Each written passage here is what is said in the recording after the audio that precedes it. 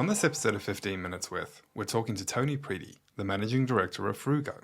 Fruugo allows shoppers to buy from retailers across the world in their own language and currency, using recognized payment methods without needing to calculate exchange rates or shipping costs. This global online marketplace supports e-commerce transactions in 42 countries, 31 currencies, and 28 languages. It houses over 1,800 retailers, has processed over 7.9 million orders, and had 240 million site visits in 2021. Tony has years of e-commerce experience that stretch far beyond just marketplaces, and we ask him how he has seen consumer behavior shifting towards search-driven purchasing and discuss the benefits of adding marketplace to your business strategy and what it might look like. Hi Tony, welcome to the podcast. Hey Graham, thanks for having me on. Yeah, no, you're very welcome. What sort of consumer shopping behavior shifts have you seen in your time kind of within the world of marketplace? Well, I think the way I look at the way the retailing is evolving, marketplace is a sort of like the natural evolutionary answer to the way the retailing is going. And the way I look at the world nowadays is that once upon a time, if you wanted to sell to people, you opened a shop and you typically then sold to the people who walked past that shop. And then if you wanted to sell more, you opened more shops and you put those shops in different places. So you got to sell to different people. And that's how retail chains grew. And that was the model. And then the internet's come along and people have tacked on websites to the brands they created through those physical retail stores. Then over the last maybe 5 years, the way the consumers shop, particularly online, has really started to change. So instead of seeking out a retailer and shopping their range in perhaps the way they would have done if they'd walked into a store to look at what was there to choose from that day, they're using search engines, and they're using search engines either on the retailer's own website or they're using Google to look for a specific item because they've got a need or a problem that they want a solution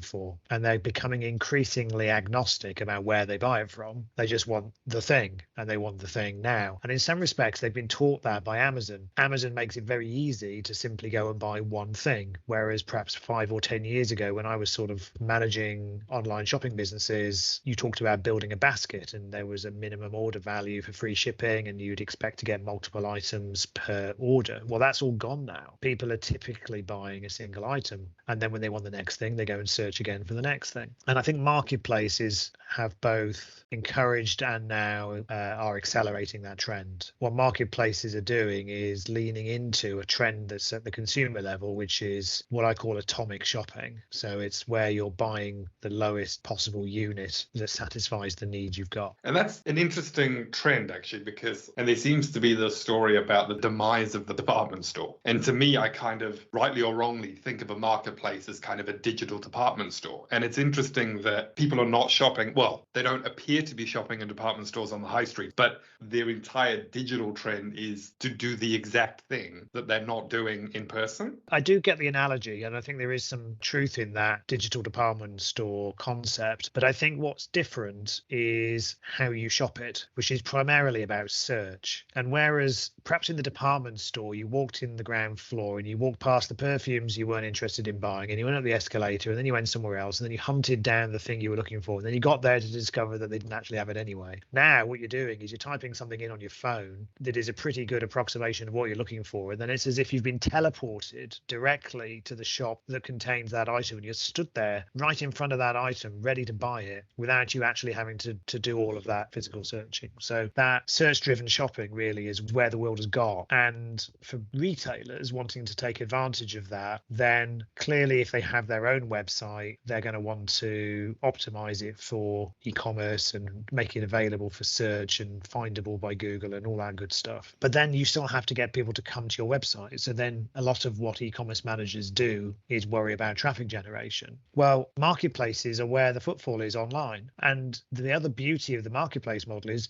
you don't usually have to pay to get in. You simply join the marketplace and you pay when you get a sale. So it's like performance marketing on steroids. So you're getting access to a huge volume of consumers actively looking to buy the products you're selling, but it doesn't cost you anything unless they buy from you. And that's a really attractive retail model. But there, I think it's then important to look at whether you're adding a marketplace that takes in or brings you a different type of consumer to the one that you gained if you were on, say, Amazon. A lot of retailers are wanting to diversify from their use of Amazon as a sole marketplace, and then they're looking for what other marketplace marketplaces are out there, and eBay is an obvious one, and some brands will be comfortable with the environmentals of selling on eBay, and many won't. But then you get into more specialist marketplaces, and that's when you tend to get into cross-border, and that's where Fruugo really specializes, because 95% of the orders that are generated on Fruugo are typically export orders. So we're bringing to retailers in one country customers from lots and lots of other countries, and consequently they're selling to people they wouldn't otherwise have been able to sell to. Tony, you've talked about the trend towards marketplace with respect to consumers being able to be in control a little bit more of their own shopping habits and what they're trying to seek in their shopping. But you've also talked about expanding that radius, and you just kind of touched on it again there. I wanted to know, how do you use data to sort of expand and take it to the next level again? Data is a bit nerdy as a topic, but it is super vital when it comes to e-commerce. Again, to take a physical retail analogy, if you were a brand selling to grocery, what you really cared about was shelf presence, the number of facings, whether you were eyeline. That ultimately was a big influence of how you get seen,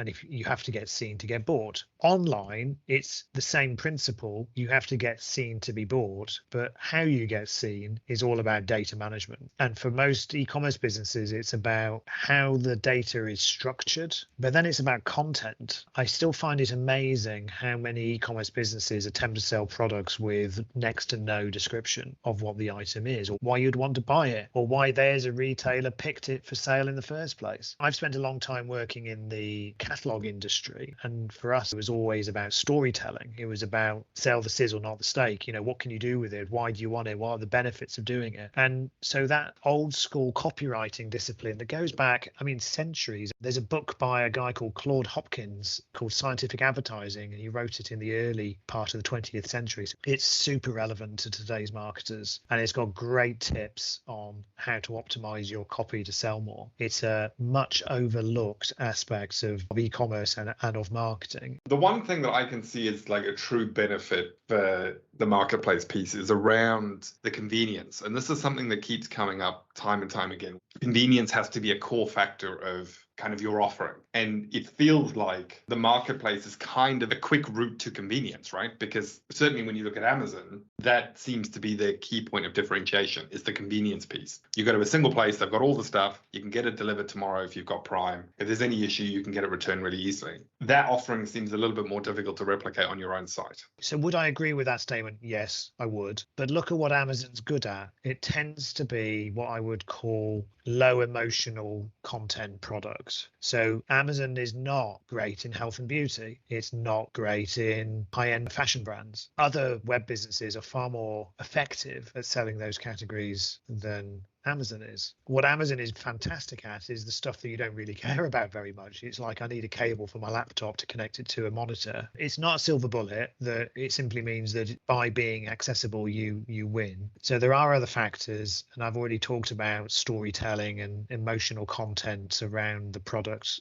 to encourage people to want to buy it. But then you get into the other old marketing dimensions of price and availability and so forth. Fruugo is a business that connects sellers and customers all over the world. And in many cases, when they're searching in, for the sake of argument, Sweden, they're not just therefore able to shop from Swedish companies. They're able to access retailers on Fruugo that are placed all over the world. So it could be a seller in Germany who gave the data to Fruugo in German and that product priced in euros, but the customer in Sweden is buying it in Swedish and priced in krona. And for them, it could well be that what the Fruugo marketplace has done is brought to Sweden a product that otherwise wouldn't be there. And so it's the availability of that product that is the key to getting it sold in that particular context. Are there any products or industries that you think are particularly unsuited to marketplace? Pretty much anything you can put in a box and give to a parcel carrier to ship can be sold. We sell a lot of garden furniture, which is like really bulky, big product. But if you can ship it, we can sell it. It is the short answer. And then there are some product categories that are prohibited, that can't cross borders or the search engines won't allow the sale of. But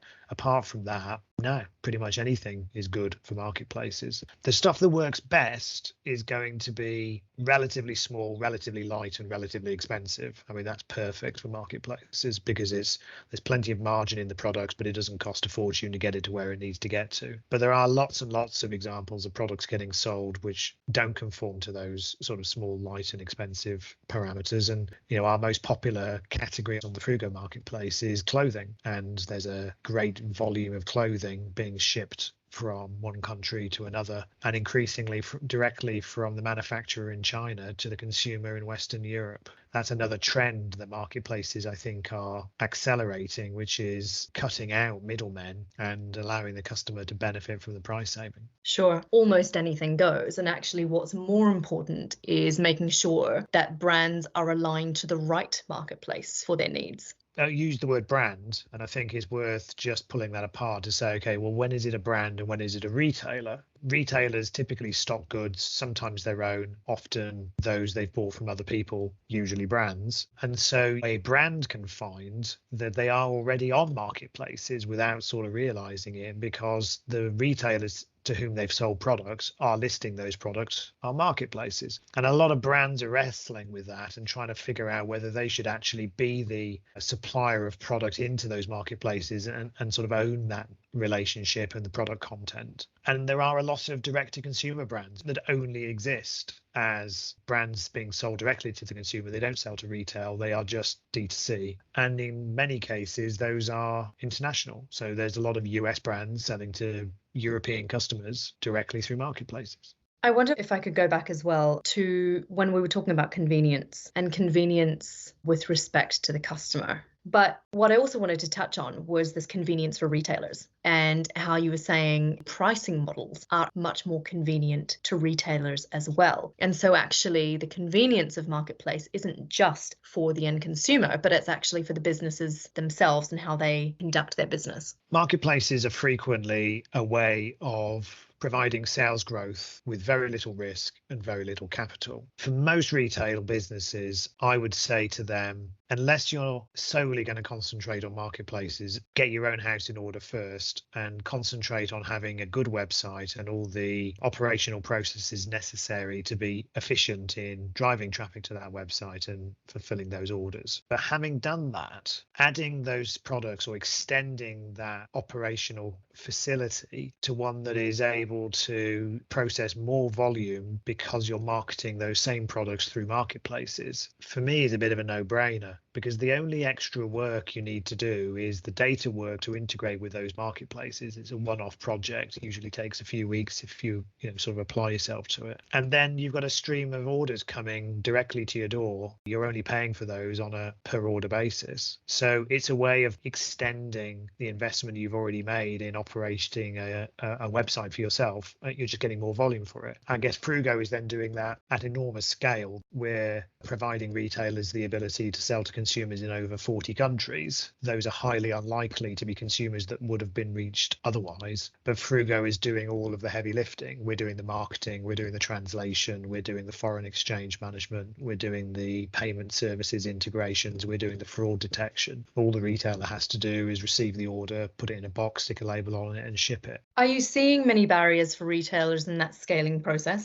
Inventory management becomes a challenge if you are operating your own website and then multiple channels to market. Order management systems matter because it's in nobody's interest for a product to be marketed that can't be sold. But no, generally speaking, most of these things do scale pretty well. During the course of the pandemic, we were in some cases selling more units than our retailers could keep up with. But even then, if that becomes a sustained problem, then there are third-party service providers that can solve that problem. So we work with a company called Hubu, who are a third-party logistics organization that specialize in providing warehousing and order picking services for retailers. If a retailer were to find that they needed to expand or they'd reach an operational constraint, then overspill into a third party is very straightforward nowadays. You've given us so much insight already, but If somebody's wanting to do this or add this stream to their business, what kind of tips or tricks or advice can you give them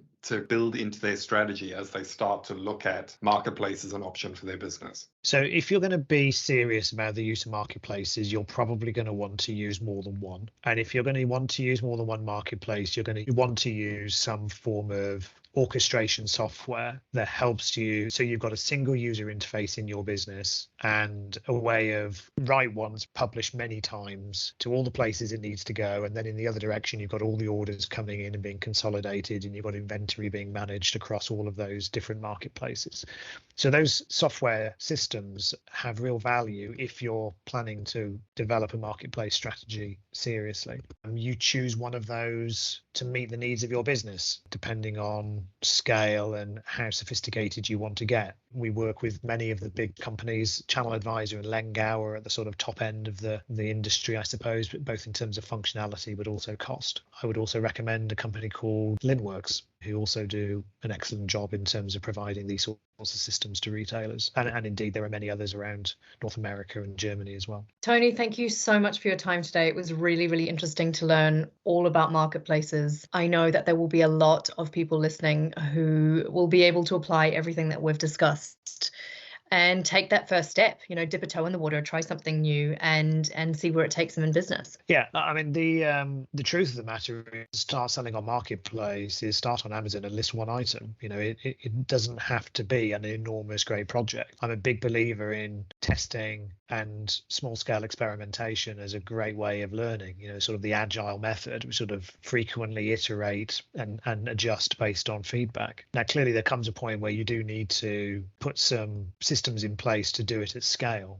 but don't feel like there's an enormous great barrier to leap over in order to get started, because the barrier to entry is, generally speaking, very low. That was Tony Preedy, Managing Director of Fruugo. There is little doubt that the growing trend of search-driven purchasing is here to stay, and putting yourself in places where people are looking is a smart strategy. The marketplace is the natural next evolution of e-commerce, and with the high levels of traffic, placing it into consideration for your business might just be the right thing to do. But you need to make sure that your own house is in order first. You're able to set up systems that allow for growth, and you're creating content that gives people a reason to pick your product, not only for marketplace, but for your own website. Start small and experiment, and if it works for you, you may have found a new channel that will drive a new audience, and as a result, new business. Thank you for joining us on this episode of 15 Minutes With, and we look forward to having you along on the next one.